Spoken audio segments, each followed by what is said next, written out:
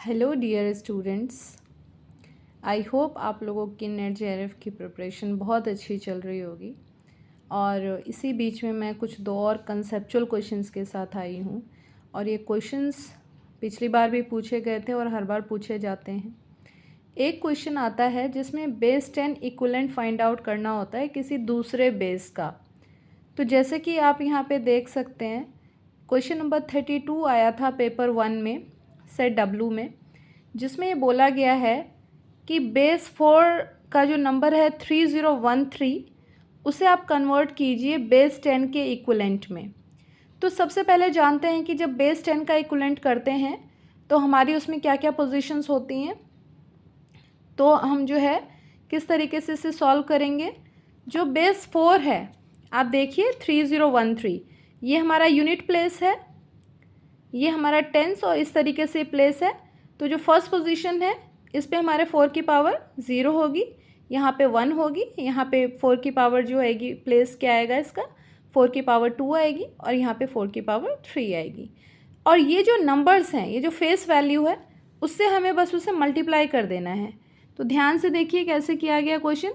आप देख सकते हैं फर्स्ट पोजीशन पे क्या है 3, तो 3 इंटू 4 की पावर 0, फिर ये देखिए 4 की पावर 1 और नंबर क्या था 1 इंटू 4 की पावर 1, यहाँ पे 0 था तो 0 इंटू 4 की पावर 2 और यहाँ पे 3 इंटू 4 की पावर 3।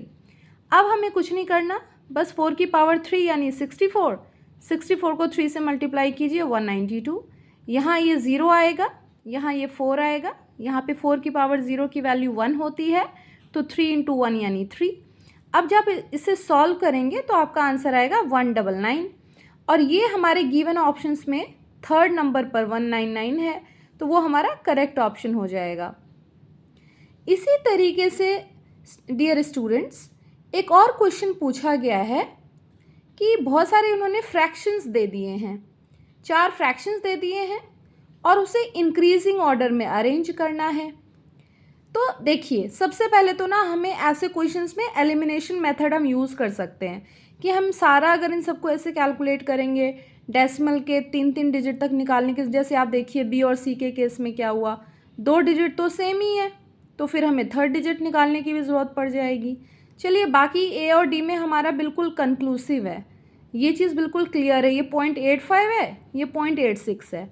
लेकिन जब यहाँ पर 2 डिजिट सेम आ गई तो हमें थर्ड डिजिट भी डेसिमल के बाद फाइंड आउट करनी पड़ेगी। तो हम क्या कर सकते हैं, ऐसे सिचुएशन में हमें एलिमिनेशन मेथड का यूज़ ज़रूर करना चाहिए।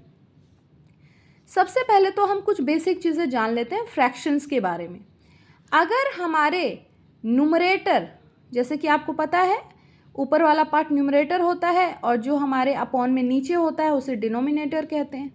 तो अगर हमारे देखिए न्यूमरेटर की मैग्नीट्यूड जैसे जैसे बढ़ती जाएगी तो जब हमारा जो आंसर आएगा उसका मैग्नीट्यूड आप देखिए कि बढ़ता जाएगा। दूसरा हम क्या एक ऐसे ही हिंट के लिए थोड़ा सा लॉजिकली सोचने के लिए आइडिया लगा सकते हैं कि अगर न्यूमरेटर और डिनोमिनेटर में डिफरेंसेस कम हैं, ठीक है, तो भी फिर हमारा जो मैग्नीट्यूड है वो थोड़ा हाई एंड पे रहेगा। अब देखिए 11/13 और 16/19 को कंपेयर कर लेते हैं। यहाँ पे 2 का डिफरेंस है और यहाँ पे 3 का डिफरेंस है, तो आप देख सकते हैं कि यहाँ पे ये वाली मैग्नीट्यूड तो है थोड़ा ज़्यादा है, डिफरेंस कम था। खैर ये सब इतने ज़्यादा क्लियर इंडिकेशन नहीं देते हैं, इसमें हमें एलिमिनेशन मेथड का ही यूज़ करना चाहिए था। ये चीज़ क्लियर हो गया है कि ए और डी जो है मैग्नीट्यूड में बड़े होते। तो आप अगर इन सब चीज़ों को आप वैसे एग्ज़ाम में अगर टाइम मैनेज कर पाएँ, जैसे कि मैं भी ऐसे ही करती थी कि मैं ना क्या करती थी इन सबको 2 डिजिट तक कर लिया सॉल्व और फिर एलिमिनेशन मेथड यूज़ करती थी, फिर उससे हमारे मैक्सिमम ऑप्शंस बन जाते थे। और अगर आपके पास थोड़ा और टाइम आप मैनेज कर लें बाकी क्वेश्चंस को फास्ट करके, तो आप थर्ड डिजिट को भी जो है फाइंड आउट कर सकते हैं। तो इसका जो करेक्ट ऑर्डर क्या है, सबसे ज़्यादा हमारा आप देख सकते हैं इंक्रीजिंग ऑर्डर में बोला था, इसका मतलब है सबसे पहले हमें सबसे छोटा लिखना है, फिर उससे बड़ा, फिर उससे बड़ा, फिर सबसे बड़ा। तो आप देख सकते हैं कि जो सी है वो हमारा सबसे छोटा है, फिर हमारा बी है उससे बड़ा, फिर उससे बड़ा हमारा ए है और सबसे बड़ा हमारा डी है।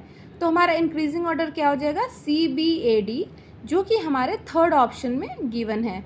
तो हमारा करेक्ट ऑप्शन क्या हो जाएगा थर्ड। तो ये जो कंसेप्चुअल क्वेश्चंस हैं ये सारे आपको रीजनिंग की बुक्स में, जो हमारी लॉजिकल रीजनिंग की बुक्स आती हैं, प्रैक्टिस पेपर्स आते हैं, उन सब में से आप इन सब क्वेश्चंस की प्रैक्टिस करेंगे। ये क्वेश्चन इंटरेस्टिंग भी हैं और बहुत ही ज़्यादा आपको sure shot answer find out करने में हेल्प करते हैं। और पेपर 1 इसी सब ऐसे ही क्वेश्चन से स्कोरिंग बनता है। All the best. फिर कुछ और इंटरेस्टिंग क्वेश्चंस के साथ जुड़ेंगे आप लोगों के साथ।